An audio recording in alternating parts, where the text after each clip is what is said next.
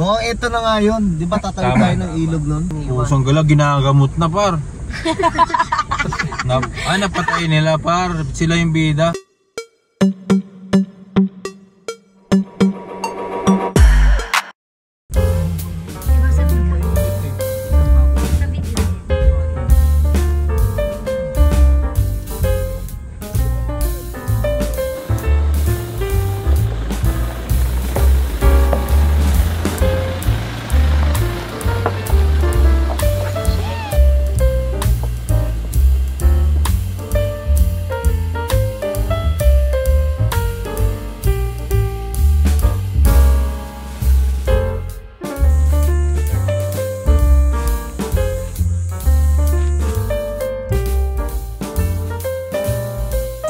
Haggard, be! Mga so, ayan. Naglalakad na kami ngayon. Papunta na kami ngayon sa Talong-Tari. Ayan sila, oh. Sangkay na una. Si Kuya Ariel, si Mary Joy, si Kuya Jet. Si Jesper at ako huling-huli. At hindi ko na alam kung saan ako dadaan. So, ayan. Nakatawid na tayo sa una. So, andun yung... Doon tayo nakapark and... Yan. See you guys. Guardia ka pa naman, tapos di mo nababantayan sa sarili mo. Hirap magbantay ng sarili.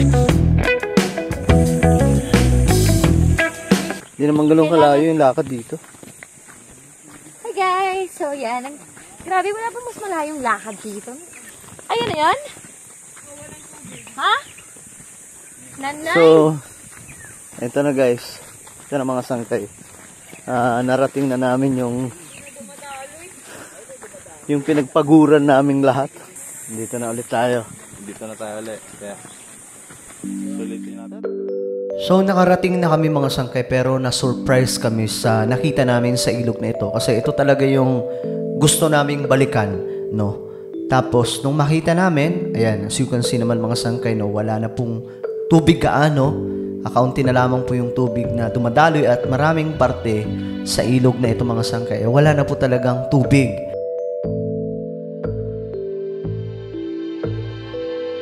Hindi namin akalain na ang napakasiglang ilog na ito na dinadayo po ng marami, halos wala na po gaanong dumadaloy na tubig.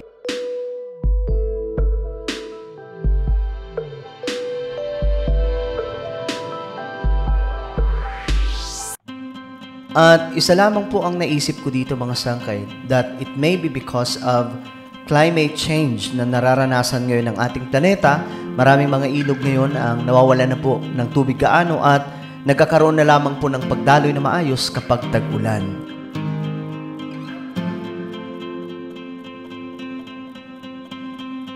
Bakas sa mga mukha ng tropa ko na tila baga nalungkot po sila. Maliban na lamang po kay Baldos. Hindi ganito talaga ang hitsura noon nung pinuntahan namin. Nung unang punta namin dito sa Talon-Pari ay talagang masigla po ang ilog na ito. Dinarayo po ng marami at makikita po nating lahat na yung tubig ay talagang namang sagana.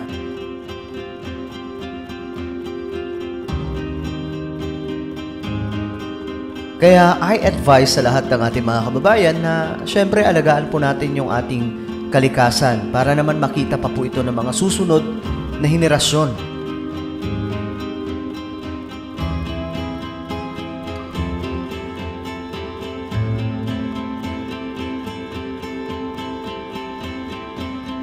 So, nakakalungkot man mga sangkay pero umalis na lamang po kami at naghanap kami ng panibagong lokasyon na kung saan pwede kami mag-swimming, sana ilog o kung saan man papunta.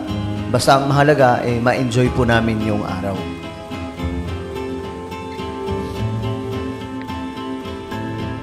So, ayun mga sangkay, ganito ang nangyari.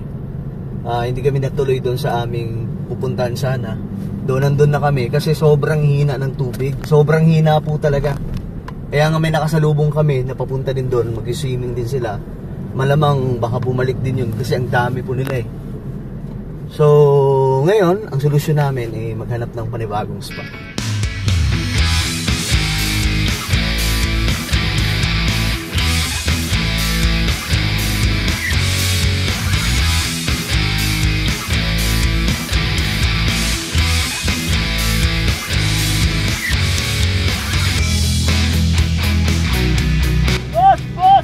Ito yun? Oh, paro-paro hill.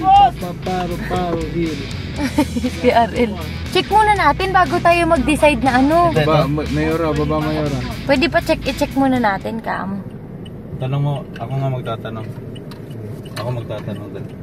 Hala, ang ganda! Tayo magkano yung tempura? Huy! Hala, si Kuya ano? Isa lang. Huy, tumingin din siya. May tempura pa kaya? Magkano yung tempura? Ayun na yung pilay-dilaw. Tanungin mo na. 50 daw.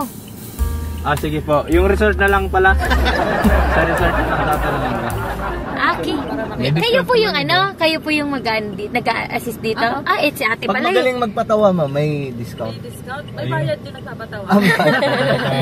Bayad. Nilalangaw na. Hi ma'am, tingin naman anong pagkain. Binigyan niya akong bulaklak. Kami nag-almusal. Ano po? Na ito yung panay. Kapag. Ang ganda par. Baka na par.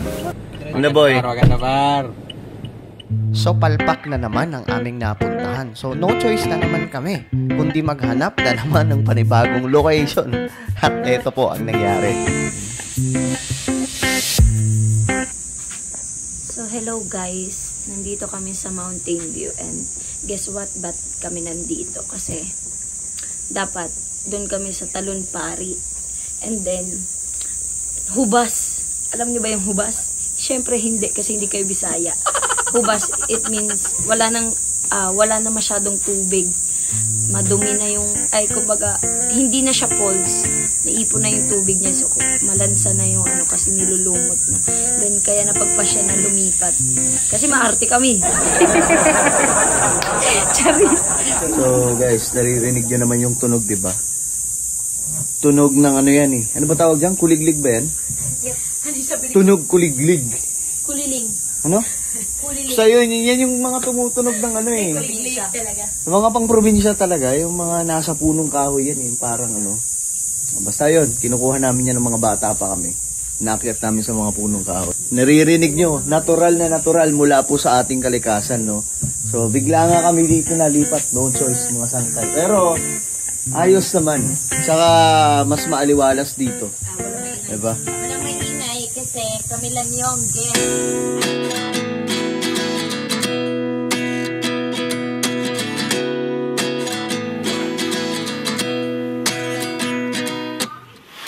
So ayun mga sangkay, sa tinagal-tagal po ng oras na hinintay namin.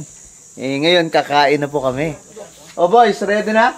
Lord, maraming salamat Panginoon sa iyong pag-ibig. Salamat Panginoon sa maraming blessing. At Panginoon, kami po ay nagpapasalamat sa biyayang ito, sa pagkain at pinagkaloob mo sa amin. I pray, O God, to bless this food as we partake, Panginoon, na makapagbigay ito ng kalakasan sa aming physical na pangangatawan. Maraming salamat, Panginoon. At maraming salamat sa pagbibigay ng pagkakataon sa fellowship ng 1G. In Jesus' name, Amen. Amen. 29 and I find myself wondering what did happen to the last 10.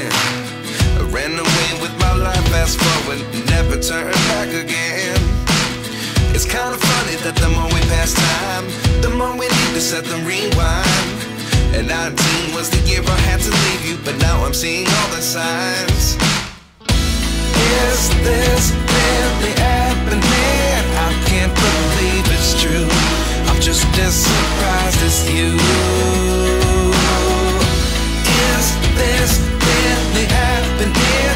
I can't be too sure, but one day I'll be yours again.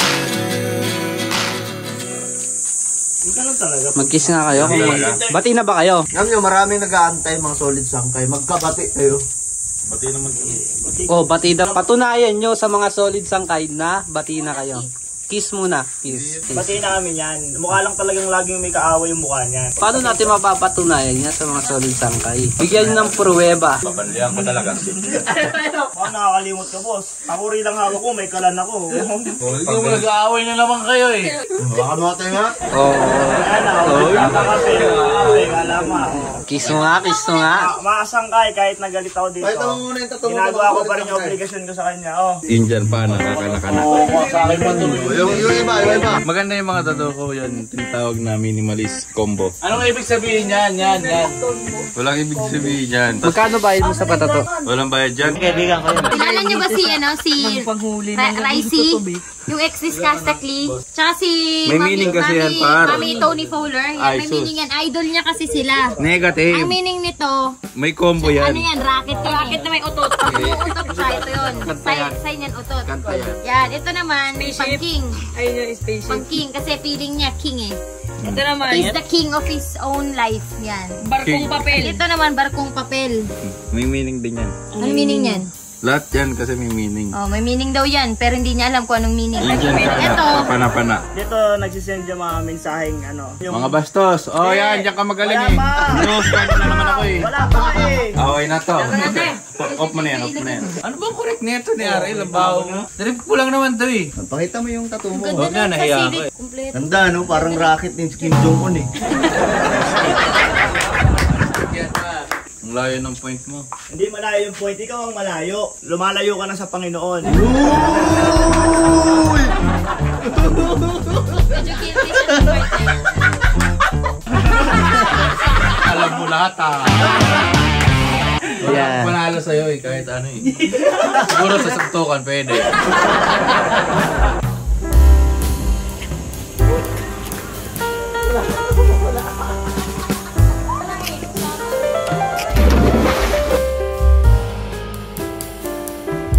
Oh guys, time lapse tayo ha. Ready, 1, 2, 3, go!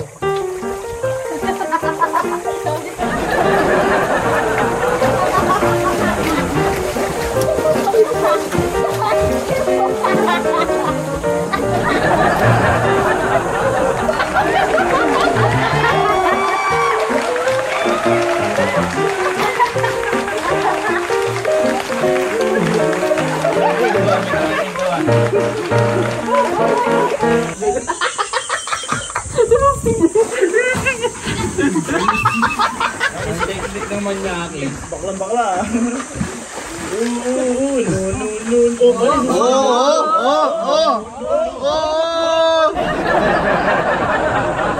Pag manyakis na swimming.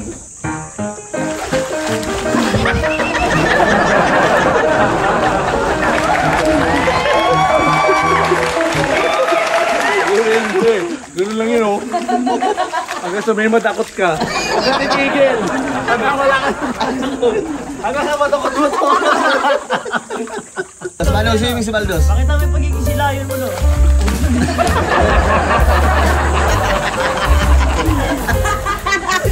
Jeff wala.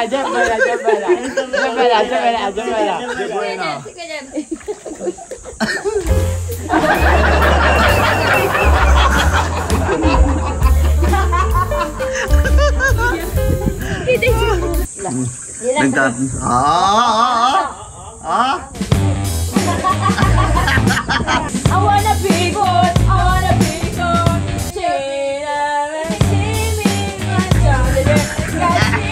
I wanna be good.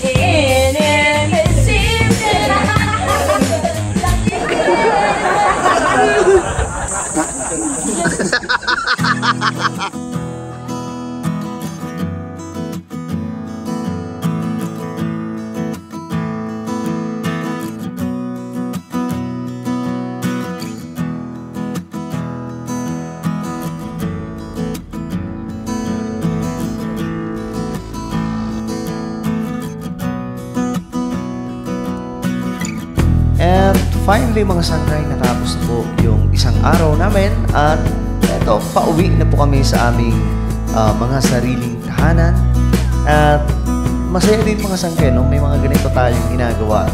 Sana weekly or monthly, at least nare-refresh po yung ating mga utak mga sangkay sa kabila po ng toxic na paligid. Kailangan po talaga natin na ma-relax minsan kasama yung pamilya. At syempre, kung hindi naman pamilya, kasama mo yung mga kaibigan mo na mapapasaya ka.